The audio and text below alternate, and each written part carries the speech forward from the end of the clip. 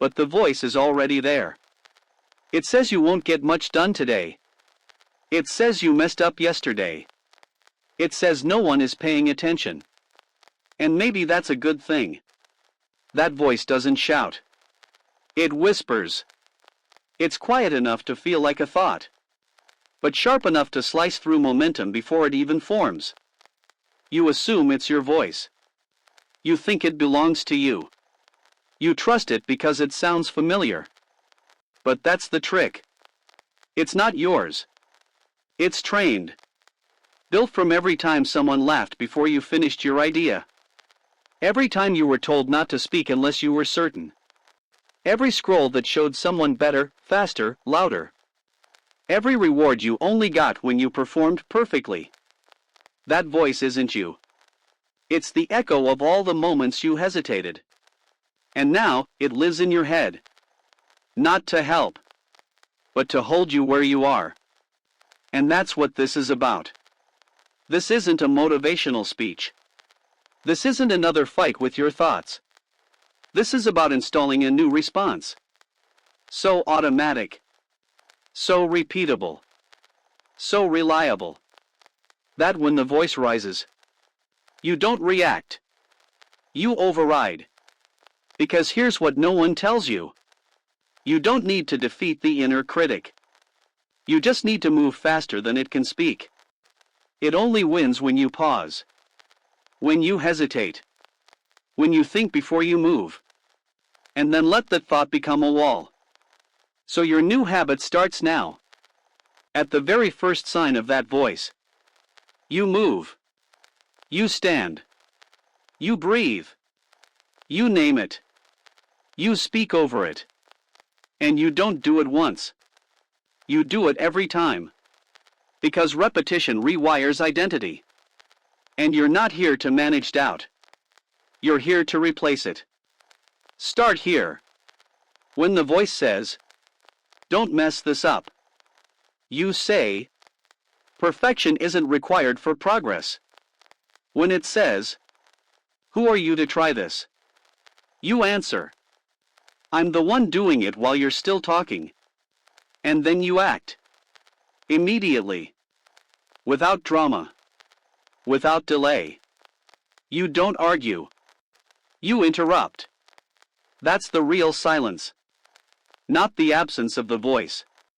But the presence of so much rhythm, it can't get a word in.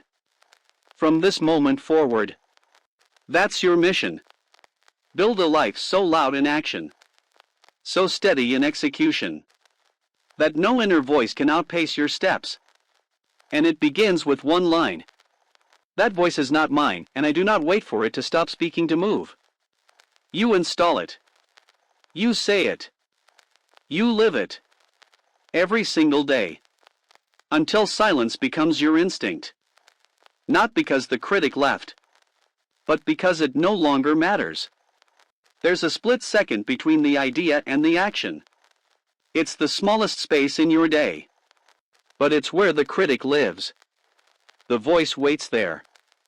Right in the pause. Right in the breath you take before you start. And it speaks with such certainty that you assume it's giving you something important. But it's not. It's giving you a reason to wait. That's the critic's real weapon. Not insults. Not fear. Permission. It convinces you that you need it. That you have to feel ready. That you must earn the right to begin. And in doing that, it robs you of momentum before it even exists. But here's the truth. You don't need to feel ready to move. You need to move to feel ready. The critic tells you to wait for clarity. But clarity only comes after commitment. It says to wait until the nerves go away. But courage only arrives after you move anyway. You've been conditioned to believe that doubt is a signal to pause. But what if doubt is just the doorway to your next level? What if the presence of resistance is proof that you're in the right place? What if the voice that says not yet is actually confirming that now is exactly when you must act? That's the mental switch. You flip it now. From this point forward. You stop asking for the green light inside your mind. You become the green light. You decide. And then you move. Because movement is the only language the critic can't speak. It survives in thought. It drowns in action. So the formula becomes simple. You feel the hesitation. You name it. You breathe. You take the first step anyway.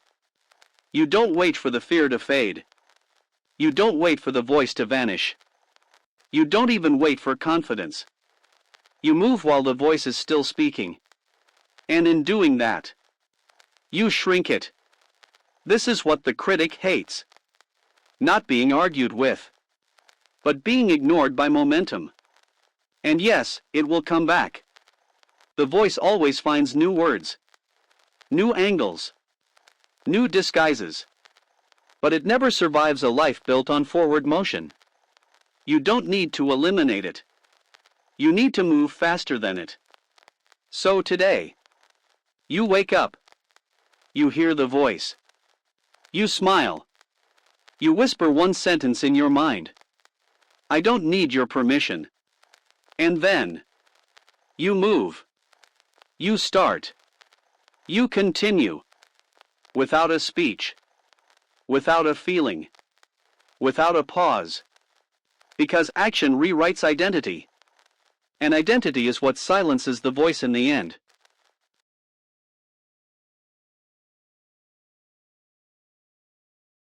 But because your critic wakes up before you do. It's ready before you open your eyes. It already knows your habits, your fears, your patterns. It's studied your delays. It knows where you flinch. And it doesn't waste time. The moment your feet hit the ground, it begins. Not with shouts, but with the smallest question. What if you can't today? That's all it needs. Because once that thought lands, the loop begins. The one you've repeated 1,000 times. The one where you hesitate. Then overthink. Then scroll. Then stall. Then say you'll start later. Then carry guilt. Then pretend tomorrow will be different. You've lived this loop so many times. It doesn't even feel like a loop anymore. It feels like reality. But it's not. It's a script. And you can interrupt it. You don't need to analyze it. You don't need to fight it. You just need to interrupt it fast enough that it can't rebuild. That's your new job. Be the one who breaks the pattern before it starts. Here's how. The moment the first hesitation enters. The moment you feel the delay creeping in. You say out loud. Not today. Simple. Clear. Non-negotiable. You say it like a rule. Not a wish. Like a line in the sand. Like a lever pulled. Then you move. Even if it's small. Even if it's messy. Even if your hands are shaking. Because the loop doesn't need to be defeated. It only needs to be interrupted. One breath. One step. One sentence. That's all it takes. And once you start, momentum becomes your ally. You feel different. Not because the critic is gone, but because you've stepped outside its rhythm. And the further you move, the quieter the voice becomes. Because it feeds on routine. On your delay. On your stillness. But once you move, it starts to lose its grip. That's your power now. You don't have to win the whole day. You just have to break the loop. Once. Early. Before the spiral can form. That's how you reclaim your morning. That's how you stop starting over. That's how you teach your mind a new rhythm. You are no longer the character stuck in a script. You are the one who rewrites it with motion. And the next time the voice begins, you don't argue. You just smile. And say, not today. You've tried to reason with it. You've argued.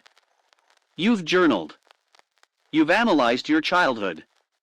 You've tried to understand where the voice came from, why it's here, what it wants.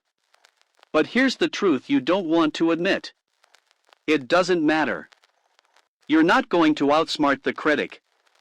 You're not going to heal it with logic. Because the voice doesn't operate in reason. It operates in rhythm. It speaks because it's used to speaking. It shows up because you've let it. Not once, but hundreds of times. It's not deep. It's just familiar. That's why it feels so powerful. Because it's repeated. Not because it's true. So here's the switch. You stop trying to understand the critic. You start trying to out-repeat it. You don't need insight. You need installation. Just like it was installed. Through years of repetition. You'll install something else. Faster. Sharper. Stronger. And it starts today. You build a new sentence. A new movement. A new way to stand. A new tone in your voice. And you repeat it so many times that the old voice can't survive inside your system anymore. This is not a self-help ritual. This is neurological reprogramming. You are rewriting the loops. Not by thinking differently, but by moving differently. Relentlessly. You don't say, "I'm not good enough." You say, "I'm learning in real time." You don't say, "What if I fail?" You say, "I execute before I evaluate." You don't say, "I don't know what to do." You say, "I take one clear action and clarity follows." And you say it again. And again. And again. You post it on your wall. You whisper it before every challenge. You breathe it before you speak. You hold it in your spine when you walk. Because repetition beats hesitation. And hesitation is where the critic lives. You're not here to debate it. You're here to drown it out with rhythm. So today, you choose one line. You make it your new signal. You commit to it. Out loud. In motion. And every time the critic returns, you don't argue. You repeat. That's how it shrinks. Not in battle, but in boredom. Eventually it gives up. Not because it was convinced, but because it was replaced. And in that space, where the critic used to echo, there's something new now. A sentence you chose. A signal you own. A rhythm that belongs to you.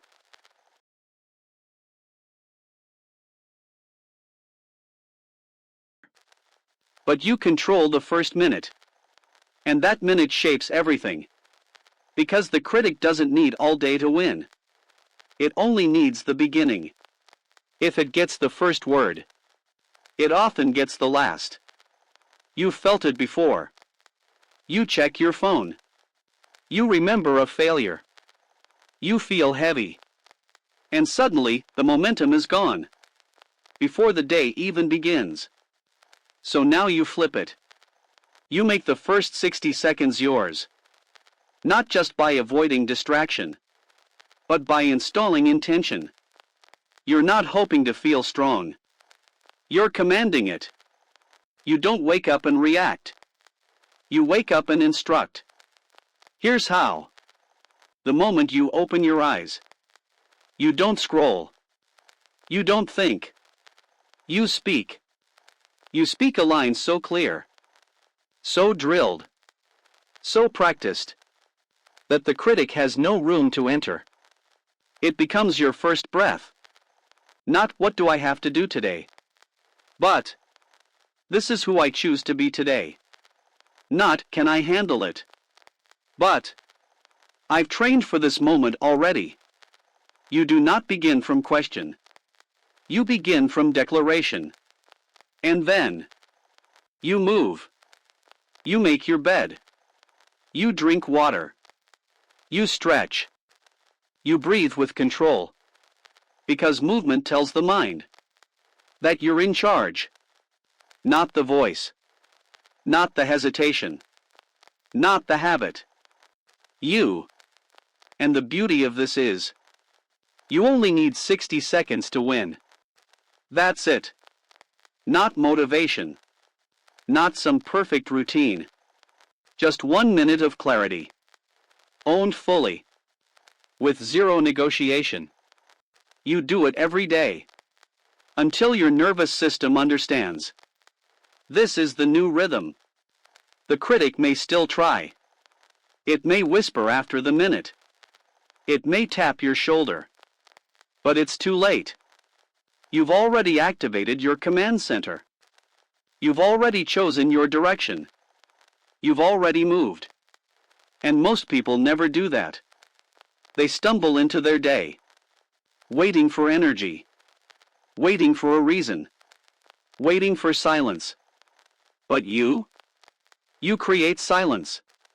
With speed. With structure. With your very first choice. So tonight, you decide the line. The one you'll say first tomorrow. You rehearse it. You sleep with it. You rise with it. And when the critic tries to speak, you're already speaking louder. Not with volume, but with certainty. Because this is not just a minute. It's a signal. To every part of you. That today belongs to the one who commands it. The critic doesn't just attack your actions. It attacks your identity. It doesn't say, you failed that task. It says, you always fail. It doesn't whisper, you made a mistake. It says, you are the mistake. And that's where it wins. Because when it convinces you that failure is who you are, you stop reaching. You stop asking. You stop becoming. But here's the truth you need now. Identity is not something you discover. It's something you build. And it's built faster than insecurity can catch you. If you move. Because insecurity wants time. It thrives in pause. It grows in stillness. It feeds on uncertainty. So the moment you stop to ask, who am I really? It answers for you. But if you move, if you choose, if you act before the voice can form a sentence, then identity becomes yours again. That's your new mission. Not to find who you are, but to construct it. Deliberately. Daily. Without apology. You choose who you are with repetition. You engrave it through rhythm. You reinforce it by walking in alignment with what you've declared. Not someday, but now. So ask, what does the version of you who no longer listens to the critic? Eat, write, train, schedule, say, refuse, finish, and then you do that. Before the critic can question it. You don't wait until you feel worthy. You act like the person you're becoming. Until the voice gets confused. Until it can no longer keep up with the version of you that moves too fast to be labeled. That's the ultimate silence. Not when the critic gives up, but when your evolution outpaces its imagination. So here's your exercise. Every morning, before you consume a single word from the outside world, you write one line. I am the kind of person who underscore. Then you fill in that blank. With precision. With boldness.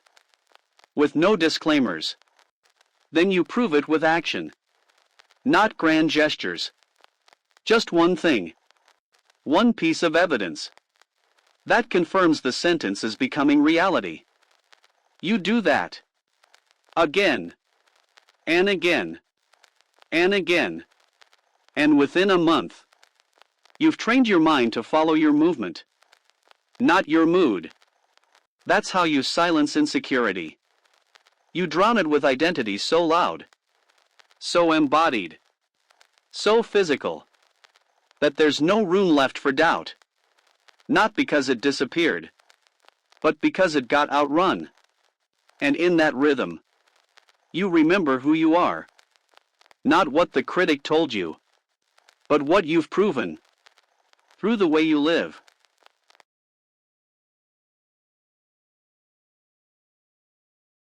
Brings receipts. It sounds like logic. It wears the mask of realism. It doesn't shout nonsense. It whispers patterns. Things you've heard so many times. You stopped questioning them. You never finish things. You always mess this up. No one cares about your work. You're already too late. And the mistake you make is thinking you need to respond. You try to reason. You try to argue. You list your accomplishments. You bring logic into a war of emotion. But here's what you need to understand. The critic doesn't want to be right. It wants you to stay small. And every time you try to argue, you're still sitting in the room it controls. You're still playing by rules it wrote. So stop trying to win the debate. And start exiting the room. You don't need the last word. You don't need to prove your worth. You just need to leave. The critic says, "You're not ready." You say nothing. You move. The critic says, "You'll embarrass yourself." You stay quiet. You create. The critic says, "You don't deserve this." You don't answer. You build. That's how you win. By not playing. Because every time you argue, you're reinforcing the idea that it deserves a seat at your table.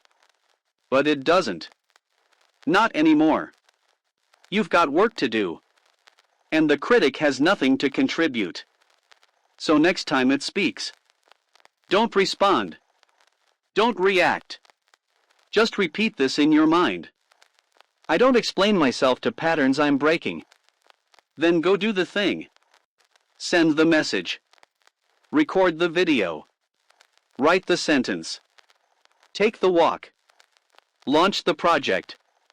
Do it in silence. Not because you're avoiding the voice, but because you're starving it. That's the strategy now. You don't argue. You execute. You don't react. You reinforce. You don't ask. You act. And the less you feed it, the weaker it becomes. Until one day, it speaks. And you barely even notice. Because your hands are busy. Your feet are moving. Your eyes are forward. And your life is finally too loud to hear something so small. You want to prove the voice wrong. You want to change how it sees you. You want it to finally admit you're capable. That you're worthy. That you're not who it says you are. So you talk to it. You list your progress. You remind it what you've overcome. You write affirmations. You visualize. And it still comes back. Because the critic doesn't speak the language of words. It speaks the language of memory. And your memory is filled with moments you paused. Moments you hesitated. Moments you backed down. Moments you overthought instead of acted. So no matter how many times you speak to it, it answers with evidence. Not because it's honest, but because it's lazy. It replays what it knows. And what it knows is every time you promised yourself something, but didn't follow through. So here's the truth. The only argument the critic understands is action. That's it. No quotes. No mantras. No motivation. Just action. Action that contradicts the memory. Action that installs new evidence. Action that overrides hesitation. That's how you win. You don't explain your worth. You demonstrate it. You don't debate your potential. You execute it. You don't wait for silence. You make noise the critic can't compete with. That noise is not drama. It's not big moves. It's the sound of your footsteps. Your keystrokes. Your breath as you push through the final reps. The way your calendar fills with things that matter. The way your routine becomes the rhythm that drowns out the old story. So ask yourself, what's one thing you can do today that makes your old critic sentence irrelevant? Not someday. Today. Maybe it's making the call. Maybe it's hitting publish. Maybe it's getting up when you usually snooze. Maybe it's finishing the task instead of tweaking it for the 10th time. Whatever it is, do it now, while the voice is still speaking, not after. Because that's where the real shift happens. Not when you're fully confident. Not when it's quiet. But when you act anyway. You prove your new identity. Not through ideas, but through repetition. You take action. Then you take another. And then another. Until the critic, who was once the loudest voice in the room, can no longer keep up with the noise of your life. And in that rhythm, the voice fades. Not because you defeated it, but because it no longer knows what you're becoming. Only you do.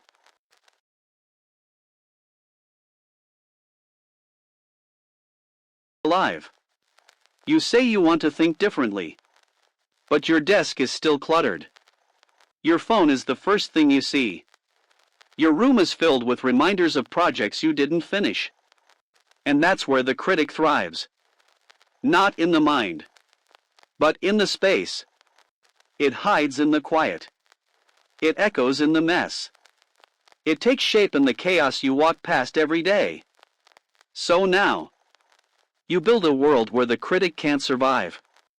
This isn't about aesthetic. This is about architecture. Your space must signal clarity. Your tools must invite motion. Your routine must eliminate delay. You're not just designing for comfort. You're designing for identity. Start with the room. Remove anything that whispers guilt. Half-read books. Unfinished plans. Sticky notes with vague dreams. You don't need reminders of what you didn't do. You need invitations to act now. Put your most important tool where your eyes fall first. Put your plan where your feet touch first. Put your signal sentence where your brain wakes first. You're not waiting for discipline. You're creating a world that makes hesitation feel unnatural. Even sound matters. Replace silence with energy. Music that drives. Voice that lifts. Motion that repeats. So when the critic whispers, it's drowned by rhythm, by movement, by decisions already made before it even woke up. And if you live with others, design your boundaries. Not walls. Just agreements that this space, this time, this signal, belongs to your momentum.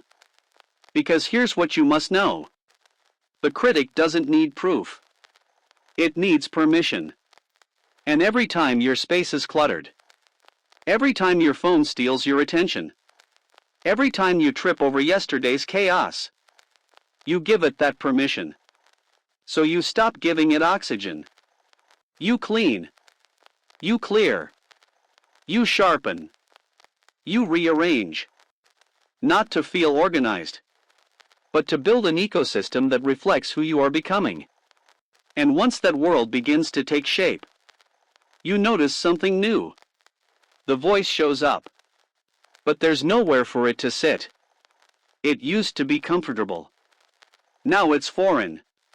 Because your world, from the first step out of bed to the last breath before sleep, now speaks a different language. One of execution. One of clarity. One of forward motion. That's how you silence the inner critic. You stop waiting for peace in your mind. You create it in your world. You've been told to quiet your mind, to slow your thoughts, to breathe deep, to wait until the voice disappears. But when you sit still, the critic speaks louder. When you try to empty your head, it fills the space. So now you think silence is weakness. You think it makes you vulnerable. You think being still means being attacked. But that's only because you've never owned the silence. You've only survived it. It's time to change that.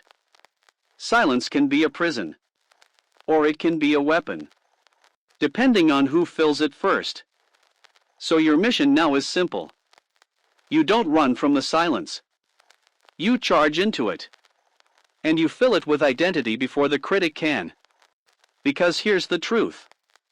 You don't need more noise. You need intentional quiet. Silence isn't the enemy. Unconscious silence is. So instead of avoiding the stillness, you prepare for it. You choose your first thoughts. You rehearse them like a fighter rehearses footwork. So when the room goes quiet, you don't freeze. You lead. You say, I am not what I fear. I am not waiting to feel ready. I am already in motion. I have nothing to prove and everything to offer. And you say them not because you believe them, but because you're training your nervous system to anchor to something new. That's the power of silence when you own it. It's not just peace. It's preparation. It's not the absence of noise. It's the presence of chosen thought. So you build a ritual around it. Not 10 steps. Not an hour of journaling. Just 60 seconds. You sit. You breathe. You speak. You act. And over time, your system learns that silence is no longer an invitation for the critic. It's a trigger for confidence. Because silence only hurts when you let your oldest thoughts echo through it. But when your newest identity speaks first, everything changes. You wake up. You sit. You pause. And you fill that pause with purpose. No waiting. No checking your phone.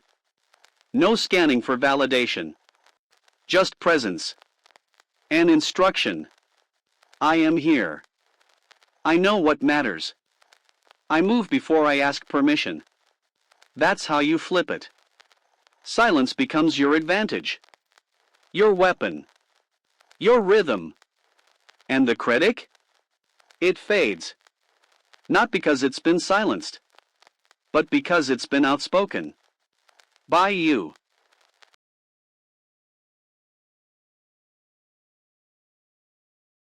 It only needs a pause. A single moment when you stop to wonder, should I really do this? And in that pause, it builds a case. It pulls memories. It finds reasons. It offers smarter ways. Later, maybe. Tomorrow, probably.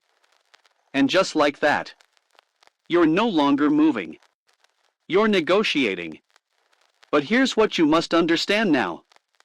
Your momentum should lead your mind. Not the other way around. You were taught to think first, then act. But that model only works when your thoughts work for you. And right now, they don't. Right now, your thoughts are wired to protect, to avoid pain, to dodge embarrassment, to stay safe. So if you keep waiting for your thoughts to feel perfect, you'll never move. That's why you flip the model. You act. Then you think. You build a life where movement is the trigger, not the result. You don't decide if you feel ready to write. You sit and write. Then let your thoughts follow your fingers. You don't wonder if you're confident enough to speak. You open your mouth. Say the first sentence. Then let courage meet you halfway. This isn't about recklessness. It's about rhythm. You create safety through repetition. You build certainty through doing. You invite clarity by entering motion. And when the critic whispers, slow down and be sure, you answer with one thing: I move first. Because movement is truth. It's measurable. It's interruptive. It breaks the thought cycle before it becomes a cage.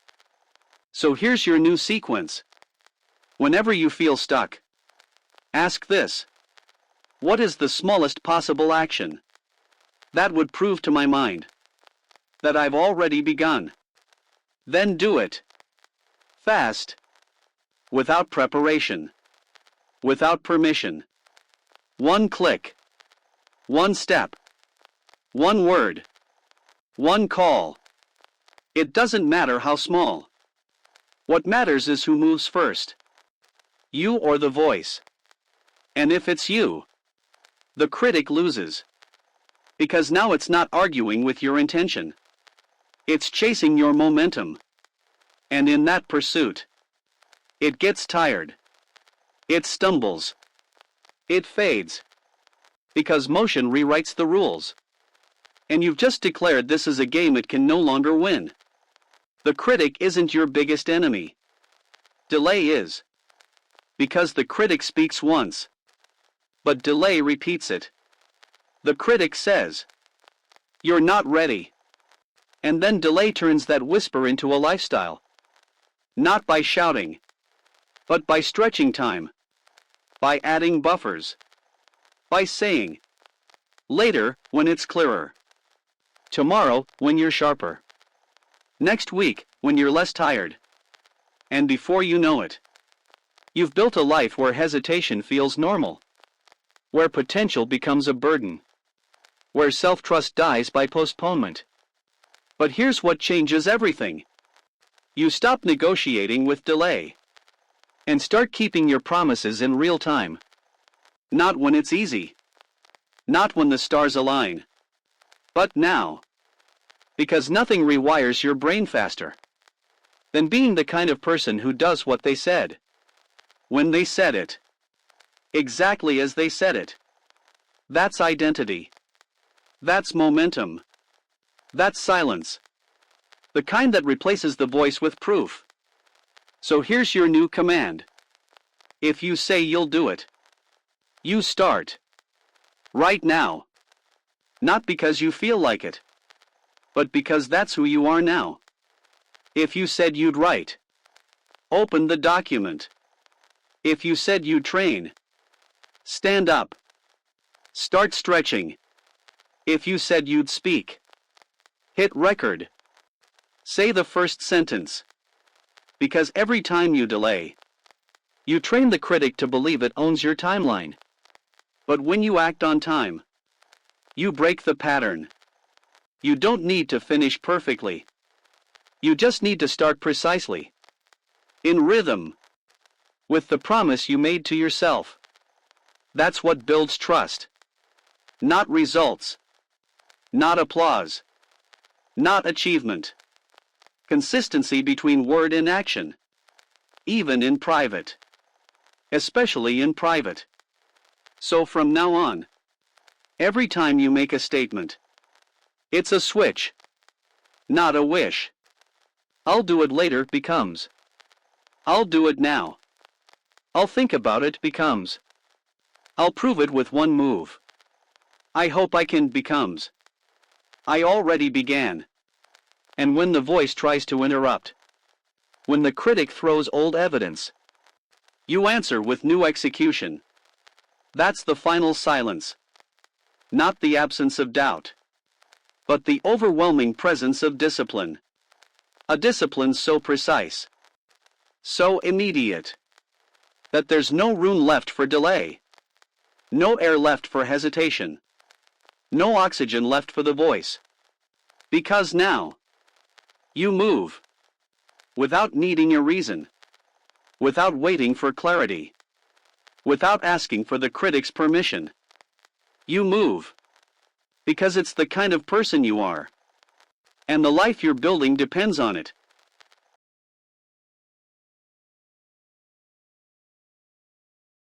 absence of evidence. Absence of motion. It doesn't care how smart you are. It only notices when you stop. When you start stacking nothing. And in that vacuum, it inserts itself. It grows bold. It starts to say, "See, you're stuck again. See, you don't follow through. See, nothing's changed." But here's the shift. You stop trying to win big. And you start stacking tiny wins. One by one. Deliberate. Intentional. Unapologetic. Not because you're lowering the bar, but because you're building a tower the voice can't reach. Here's what it looks like. You don't wake up to change your whole life. You wake up to drink the water you promised. To stretch your arms like you said you would. To write the one line. To move the one file. To send the one email. That's your proof. That's your silence. Because each win, no matter how small, is one less word the critic gets to say. You finish the thing you said you'd do yesterday. You check it off. You don't announce it. You just let it echo in your nervous system. It says, "I keep my word now. I build results out of small bricks. I don't wait for breakthroughs to validate my direction." And the voice? It runs out of ammo. Because its weapon was always your inconsistency. You used to build a little. Then destroy it. You'd start. Then stop. Then doubt. Now, you just keep stacking. Quietly. Without drama. Without applause. That's what breaks the loop. Not a single massive transformation, but quiet defiance. Every hour. Every task. Every breath. So when the voice says, "You're still not where you want to be," you reply with a checklist that shows you're getting closer. Line by line. Step by step. Without needing permission. That's what mastery feels like. Not perfection, but repetition. You don't silence the critic with a roar. You do it with structure. You don't need to prove anything. You just keep moving. And eventually, the voice realizes it's been talking to someone who no longer responds. Because you're too busy. Too focused. Too consistent. And now, the critic lives in a past version of you. A version who waited. A version who doubted. A version who's no longer in charge. The critic is dramatic. It thrives in chaos. It wants you to chase highs. To seek breakthroughs. To wait for motivation. To demand clarity before you act. Because as long as you chase intensity, you avoid consistency. And the critic survives in that inconsistency. Because it knows you won't keep going. It knows you'll start strong. Then fade. Then restart. Then collapse. So now you flip the whole script. You make your discipline boring on purpose. And in that boredom, you become unstoppable. This is the moment you stop being seduced by the hype. And start getting obsessed with the repetition. You don't wake up hoping to feel something new. You wake up to repeat the signal. You wake up to do the thing. At the same time. In the same way. With the same energy. Because that's what makes the critic irrelevant. Not fire. Not noise. But rhythm. Think of it like this. The critic screams. Because it knows your attention is fragile. But rhythm? Rhythm is unbothered. It doesn't argue. It doesn't hesitate. It doesn't seek permission. It just happens. Daily. Predictably. Relentlessly. And once you enter that rhythm, you become quiet. Not because you're passive, but because you've made the voice unnecessary. So ask yourself, What's the most boring version of your power? The simple version. The repeatable version. The non-negotiable version. Do that. And do it until the critic gets bored. Because it has nothing to disrupt. It used to show up and knock you off track. Now it shows up. And finds no opening. No chaos. No empty time. No unexplained emotion. Just a system. That runs without drama. That's your weapon now. Not intensity. But inevitability. You write at the same time. You train with the same playlist. You review your sentence at the same checkpoint. You sleep when it's time. You rise when the alarm sounds. No snooze. No scroll. No stall. Just motion. That's how you win. Not with inspiration, but with installation. The critic is loud when your structure is soft. So you harden the structure. And the voice softens. Fades. Disappears. Because it can't compete with a life that repeats what works. And you? You're not waiting for results anymore. You're living like the person who already earned them. Quietly. Deliberately. Every single day.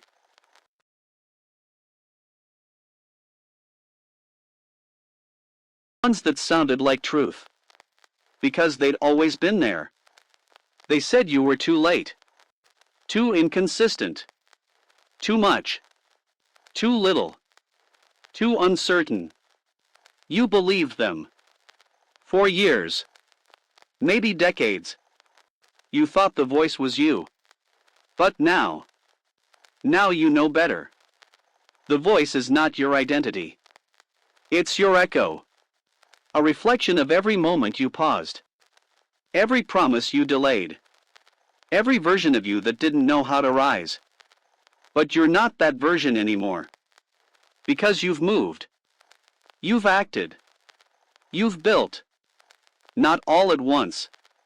But with precision. With rhythm. With 60 seconds at a time. You didn't wait for permission. You created certainty through motion. You didn't argue with the voice.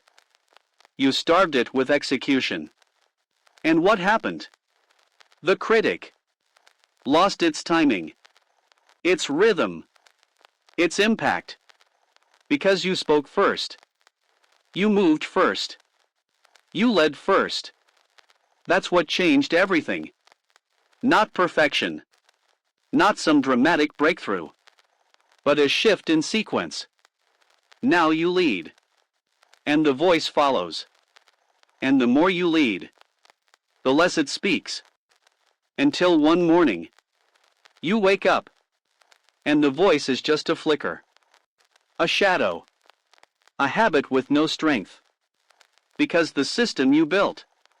The rituals you repeated. The identity you constructed. All became louder than the fear that used to define you.